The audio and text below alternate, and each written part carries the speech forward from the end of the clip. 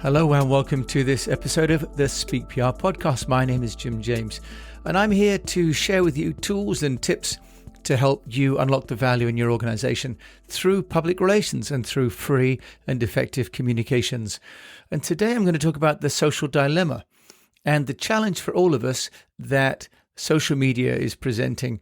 Platforms like Twitter, Facebook, Pinterest, Google, these are now so powerful that they've come to command both our attention and our money, but also starting to change the way that we actually behave and has created a fundamental shift in the way that we all do our marketing.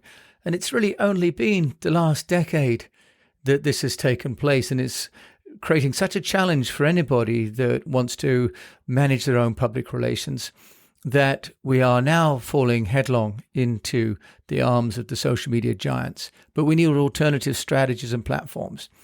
So it's going to be on this show that I talk about the social dilemma, but also about some alternatives that we can start to use. Now, the socialdilemma.com, if you haven't seen this movie, I can recommend it. There's a young man called Tristan Harris who really is pioneering, leading the Silicon Valley challenge on the way that the social media companies are leading, really, society. It's a blend of investigation and narrative drama, and it really talks about how the audience have become the product. That it used to be that media was a platform that people could communicate through in order to get to their audiences, but that now the social media tools have become actually driving our behavior, and not always for positive means. And I think that what it's starting to talk about is the social impact.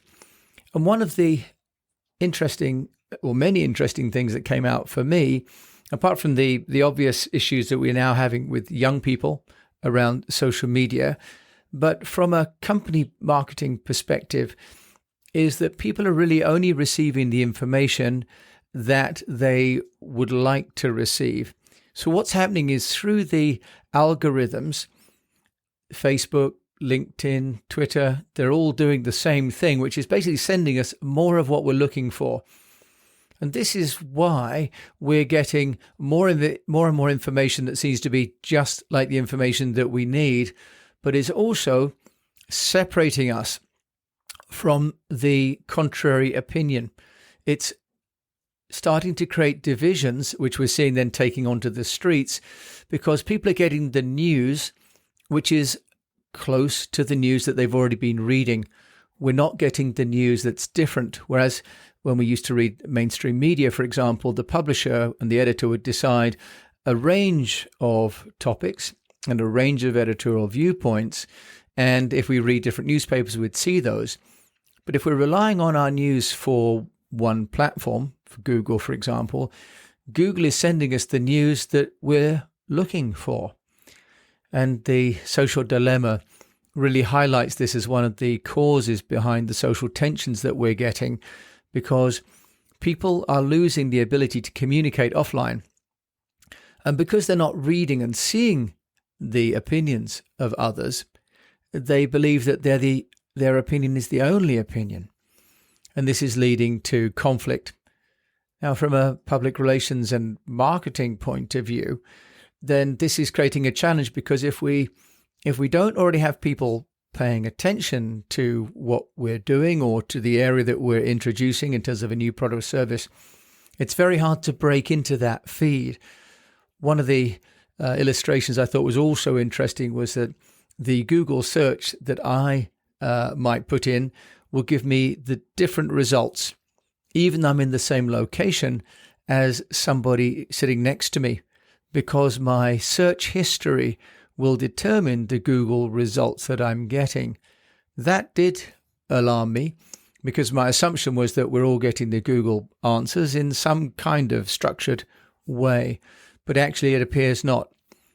So what that means, of course, is that if we are relying on the Google search engine for SEO, for example, if the people searching for our product or service are not already somehow showing an interest in our goods or services or our niche or sector, they probably won't actually have the results. And the idea, of course, being that we're being served information that's relevant to our interests. The problem with that is that if it's not relevant to our interests, we're not seeing it. From a marketing point of view, that creates a massive challenge. The other aspect, of course, of social media, these platforms like Facebook, is that if you're like me, you want to use them less and less. And I have a number of organizations I'm a member of where I personally don't interact on the Facebook groups because I find that they're too disruptive. There are too many posts, and also that the messaging, the posts, the likes and the unlikes and so on that are related to my areas of interest are just a distraction.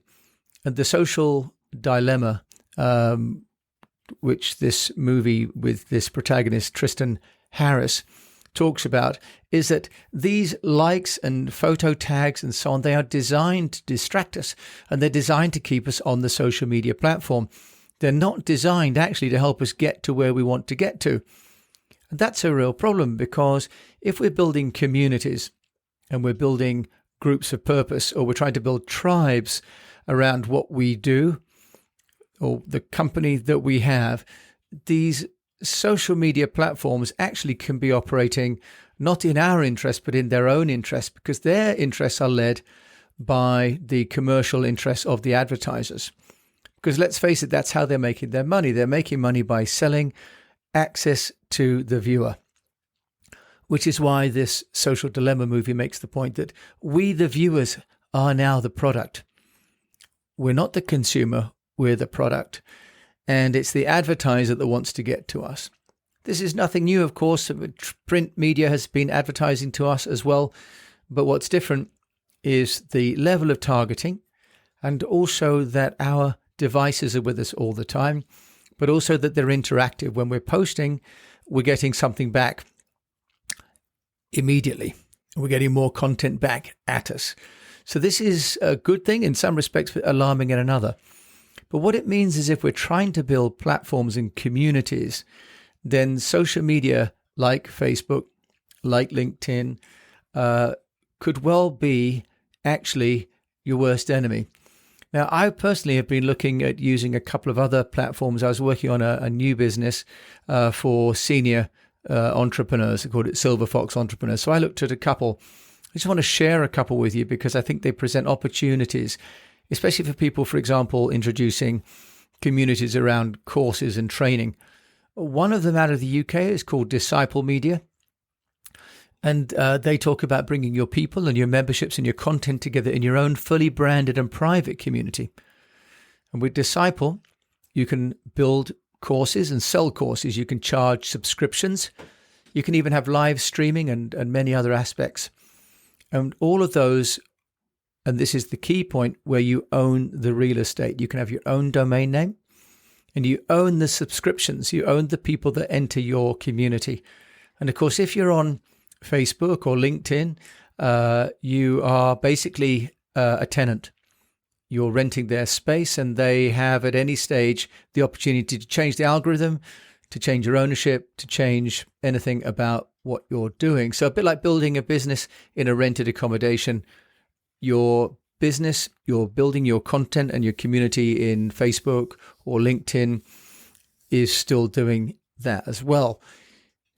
So branding and customization, unlimited groups and topics, events, putting your content in your media library, friends and messaging, building subscription models. These are possible with Disciple Media. Another platform that I actually started to use is called Mighty Networks.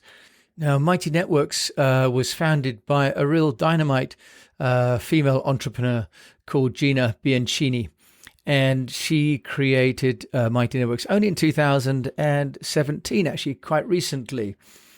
And this is also a great platform. And you can have your own membership network for free. There is a community platform for just $23 a month, where you can have your own web domain and unlimited moderators. But you can upgrade to the business model, which is $81 a month, and allows online courses and chats and Zapier integrations as well. And that's the platform that I was using and subscribing to. It's very powerful because what it does is it creates your own community in your own domain, and actually you can build your own branded area as well.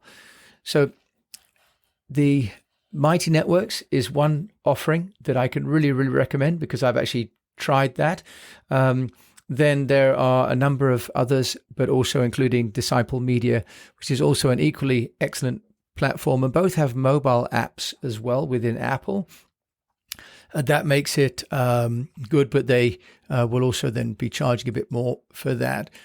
Going back to Disciple Media, that's a £45 a month service, and they have a mobile app at $2.99 a month.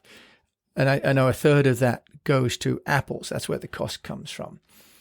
But the opportunity now to create a community and followers using your own platform, I think is something worth experiencing and looking at, because if we look at the Social Dilemma movie, which I do recommend, it's pretty alarming and pretty chilling. So there are some sociological reasons for not having your platform on your organizing and your group on social media like Facebook and LinkedIn, but also commercially, it's really a great idea to be building your own community and your own resources in your own space, which you can brand and control. Ultimately, this will be part of your business value, is this community. So worth the investment. And frankly, it's not a great investment for the scale of the platform that they've created. So just sharing today the idea of your social networks. And if you're building one, or if it is indeed your business, thinking about alternatives to Facebook and to LinkedIn and to Twitter and to Instagram, because those have some business interests that are aligned with their own shareholders, not yours. Thank you so much for listening to this episode of Speak PR. I'll keep it short today. One listener, John Craven, said that he's listening to a podcast that's just 4 minutes long and finds that really good. So I won't labor this topic and make it the normal 18 to 20 minutes. If you have a preference of short, long, if you think 18 to 20 minutes is just fine, do let me know at jim@eastwestpr.com. In the meantime, I'm going to wish you the best of health, a profitable business, and that you keep on communicating with the community, and that you're doing it in the ways that are aligned with your vision and your interest, and also your community's mental and social well-being.